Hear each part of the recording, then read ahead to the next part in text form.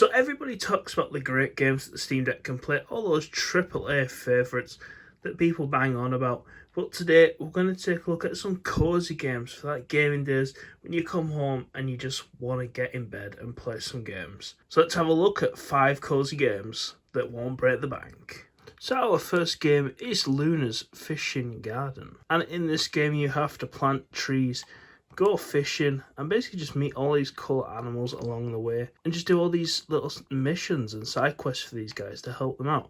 See, here we're just gathering some food. We can also go fishing, so we gather resources. It's really just a nice little cozy game. It's nothing like hard or complicated. There's nothing about it. It's just simple. It's relaxing. A little bit of action at times with the fish. Different fish have different ways of like catching them. As you can see, we have like this meter with the rod, and it varies up and down depending on what type of fish. Sometimes you have to let go and like let it go, let it stop shaking around, and it'll come back. It's a pretty fun game. It's just a nice way to relax in this world and gathering resources. And you see we go and speak to these different animals here, and it's just a fun time. You see we just sold this guy all this stuff. This game has a nice retro aesthetic to it, which I really like, and I think really works this side type of game.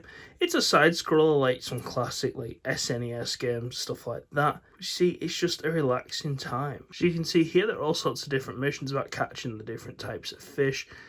This here's like a budgie that we're just like doing little quests for. You can see here he wants different quests doing for him, and you can add things to this journal. On to the next game. On to our next game now, and this is Poyo Tetris.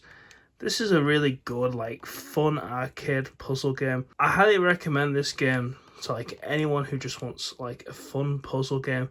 Kind of like, well, it's Poyo and Tetris. There's not much more to say than that. There are many different versions of Poyo on Steam. There is also a sequel to this game, which I haven't played, but this one can often be had cheap on sale, which is something I really like. And I really think this is a must-have game just for people who like puzzle games and you just want something to just sit back and kind of relax, and it's not much pressure at all. It's just a fun game, and it's something that I find as you play it longer, you get much better at. If you play the Poyo version like I'm playing here, it often rewards making mistakes as well. Well, not often rewards it. There's not as much stress with playing the Poyo version, as sometimes your mistakes actually work out in your favour, and they're actually considered wins, because you might have made a mistake somewhere, and then later on in the game it'll all just topple up and you'll end up getting like a streak score.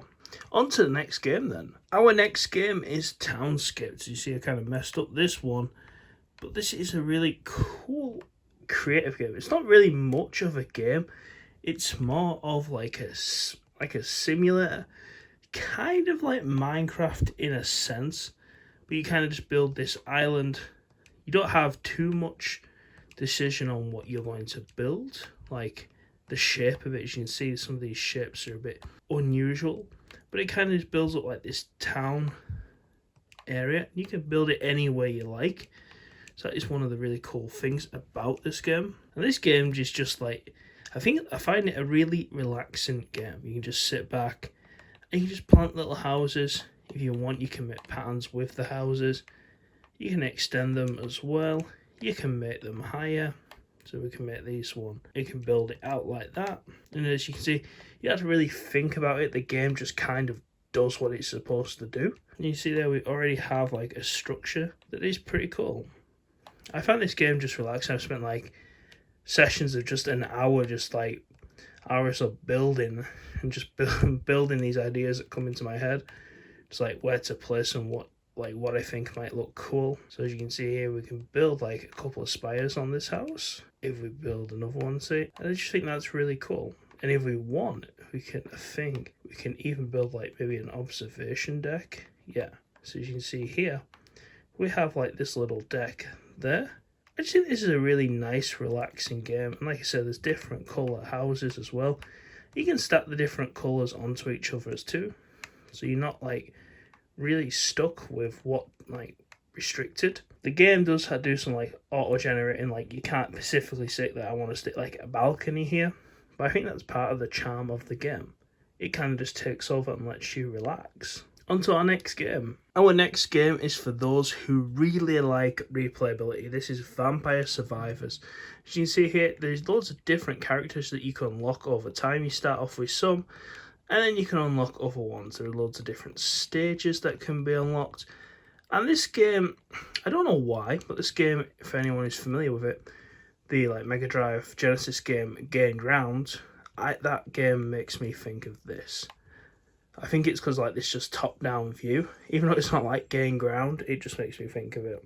There are loads of different abilities, and basically your idea is to kill off all the enemies, collect these gems, and level up as much as you can to basically clear the stage and unlock the next stage. This is a game I would consider very high replayability, especially for the price. This game is like $3.99. I'm not doing so well at the moment, as you can see.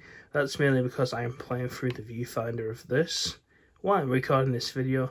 I don't know why I don't put some gameplay over the top, but it doesn't always look the best through the capture card, or it doesn't get all the FPS. We'll have to figure that one out.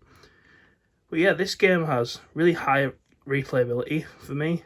I think I've put about nearly 10 hours in a week into this, and I just find it really fun, especially when you start getting more enemies on screen. Here we're in the starting stages, and we're just trying to collect these gems. I don't think I have picked up the best weapons yet, but that's another thing you find out as you play more rounds of this game. You find out which weapons are the best, and as you can see there, I die because I just wasn't watching the screen properly at all. Well, as we pause the screen, you'll get this screen later on, but this is the weapons evolutions on Union screen.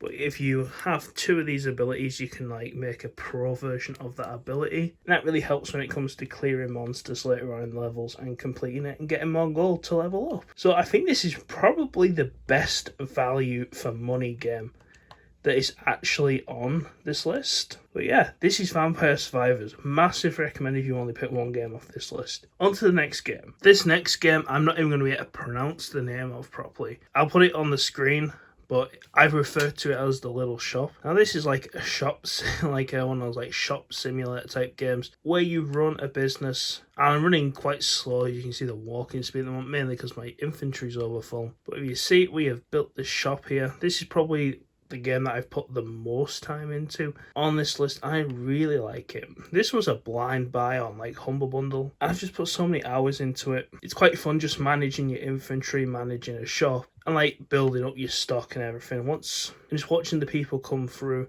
buying the stuff and everything. And you see here we have little traders that we can deal with. And if I dismiss this guy because we're just showing you guys, there's also a crafting system to this game. We can build different foods, medicines. I even have a forge up here. There's commissions that you can do to earn extra money in the game. There's also tailoring stations so you can make the clothes and stuff to sell in your shop. And you can also see here we have a garden area that we can grow our crops in. This is the main display area of the shop. Like I said, I really spent a lot of time on this game, and I quite like it a lot. I think this game works really well on the Steam Deck.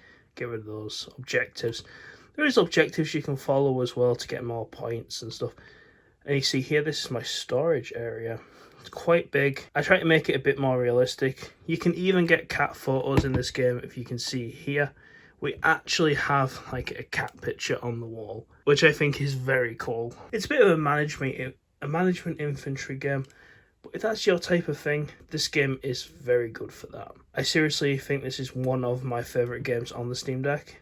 And the other good thing about the games on this list, they're not like the AAA games that are using up all the power. If we go to our performance overlay, you can see that this game, I think this is the highest one, maybe 13.5, 14 watts max. You're going to get a decent amount of playtime. As you can see there, we're on 36% battery, and we're going to get about an hour of gameplay out of this game. So let's go on to our honourable mention. This is our honourable mention game. It's not really a game. I would say this is more of an experience. And if you're a big fan of slice of life manga and anime, I highly recommend this game. It's not like an anime game, but it has those certain notions. This is the way of this is a very cool way of telling a story without using language, really. There is some language in it. I would say there's no words at all in this, But this game, it's such an experience and it's so cheap.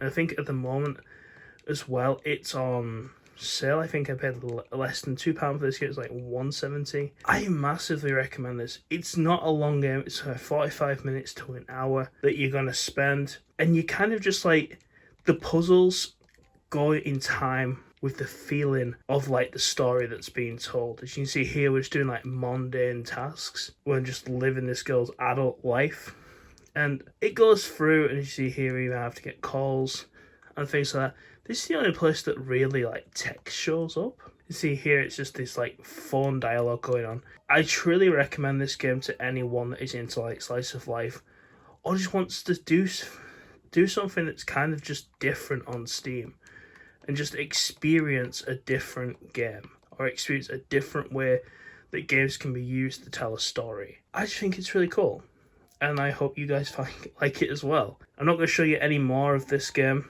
I hope you guys liked the video. I hope you found some games in here that you're going to play.